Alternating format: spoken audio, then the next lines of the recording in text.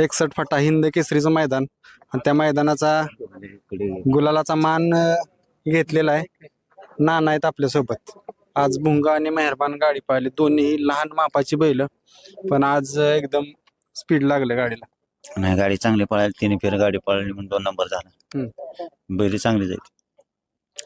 नाना, ह्या मैदानाचा आणि तुमचं एक वेगळं आतून नातं असल्यागत झालं. ह्या मैदानात ज्या वेळेस आलं त्या वेळेस गुलाल घेऊन गेला. किती नंबर ओपन राहते गाडी गुलाल. आता आज ही जोडी ज्यावेळेस एकत्र आली, शेठनी सांगितले त्यांची ही बाईट घेतली, ही जोडी ज्यावेळेस एकत्र आली हो त्याचं नव्हतं केलं. हो, गाडी पळाली, तिथं गाडी पळाली. गाडी म्हणजे मुंबईत बी 2-3 एकविरेला त्यांच्या तिकडे एक नंबर गेला गाडी.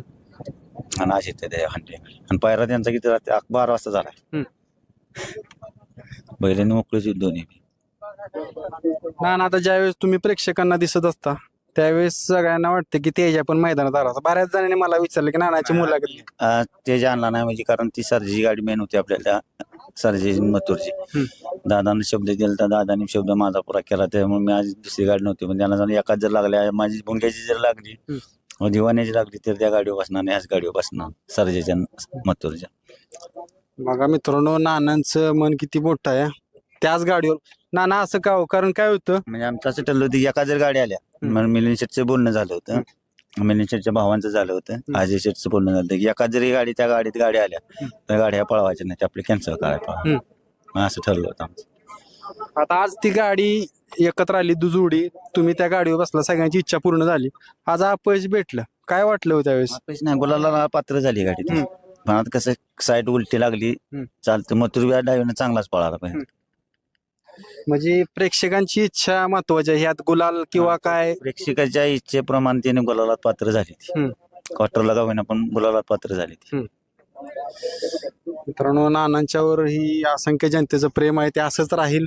आणि नाना असेच मथुर असेल, सर्जा असेल किंवा तेजा या गाडीवर आपल्याला दिसतील. नाना धन्यवाद. आज दोन्ही बारीक मापाची बैल आणि हे नियोजन नक्की कसं केलं? कारण काय होतं, एक बैल मोठा, एक बऱ्यापैकी नियोजन असतं. बैल पळवायचा विचार पण नव्हता.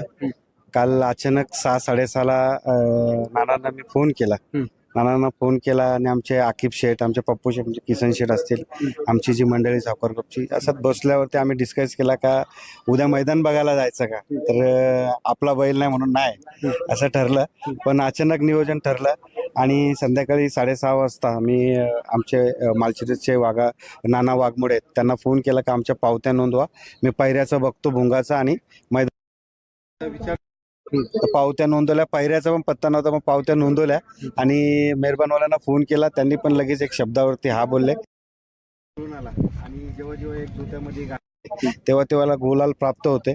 आणि गट झाल्यानंतर मेहरबान अतिशय म्हणजे पूर्ण आजारी होता. आजारी असल्या कारणाने मन थोडं हे होत होतं, पण शेवटी फायनलला 2 नंबरचे मानकरी दोघे पण. आता मित्रांनो, या असल्या हिंद केसरीच्या मैदानासाठी 3-3 आठवडे, 1-1 महिनाभर आधीच पहिरे झाले असतात. आता एवढा कॉन्फिडन्स कसं काय या जोडीवर? कारण काय होतं, 1-1 महिना, 1.5 महिना आधीच हिंद केसरीचं पहिरं असतात. मागच्या वेळेला एकविरेचं मैदान होतं, त्यावेळेला पण तसंच झालं. संध्याकाळी एकविरे आईचं दर्शन घ्यायला निघालो आणि तिकडे गेल्यानंतर कळालं का एकविरेचं मैदान आहे. आणि तिथे आईच्या पायथ्याशी दर्शन घेतलं आणि तिथूनच मनामध्ये काय आलं का माहित नाही का, बोला आपला भुंगा पण इकडे पळायला आणायचा. आणि तिथेच खालचं जे मंदिर आहे एकविरेचं, तिथेच कानाशेठला फोन लावला मेहरबानवाल्यांना आणि त्यांनी पण लगेच आजच्या कालच्या सारखं जसं हा बोलले तेव्हा पण लगेच हा बोलले एक शब्दावरती, पैरा जुळून आला. तिथे पण तसंच काल पण घडलं. आता नानांना तर अख्खा महाराष्ट्र प्रेम करतोय. बैलगाडा मालक असतील, बैलगाडा शौकीन, फॅन्स लोक असतील, आज त्यांच्याबद्दल काय सांगायचं? आज नानांबद्दल काय नाही, खरं तर मी आज रणजित सरांना खूप मिस करत होतो. मी राहुल शेठचं खूप मनापासून धन्यवाद करेल का ज्यांनी हा त्रिकूट जुळून आला. कारण की संपूर्ण महाराष्ट्र या 3 व्यक्तींवरती प्रेम करतो. पहिलं म्हणजे मथुर, दुसरं म्हणजे सर्जा आणि आपल्या गळ्यातला तावीज म्हणजे आपल्या विठ्ठल नानांवरती प्रेम करणारा असंख्य चाहता वर्ग आहे. म्हणून त्याच्यामुळे आज इथे जो प्रेक्षक वर्ग जो आला होता तो ह्या त्रिकूट बघायला आला होता. आम्ही नाना नानाप्रेमी आणि त्या बैलांचे चाहते आहेत म्हणून आम्ही तो त्रिकूट बघण्यासाठी इथं आलो. पण अचानक पैरा ठरला आणि योग जुळून आला ना बैल घेऊन आलो आणि आज गुलाल प्राप्त ठरला.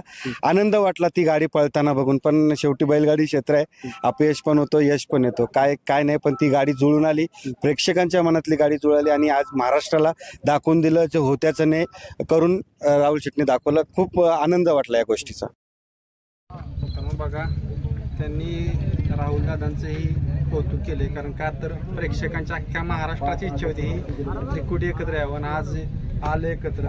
यश येतं नाही येत, पण सगळ्यांची इच्छा पूर्ण करायची असते आणि ती राहुल दादांनी केली. शेट असाच तुमचा तुम्हाला बोलायला ठेवलं, ही जी गर्दी आहे ती कायम राहील. धन्यवाद.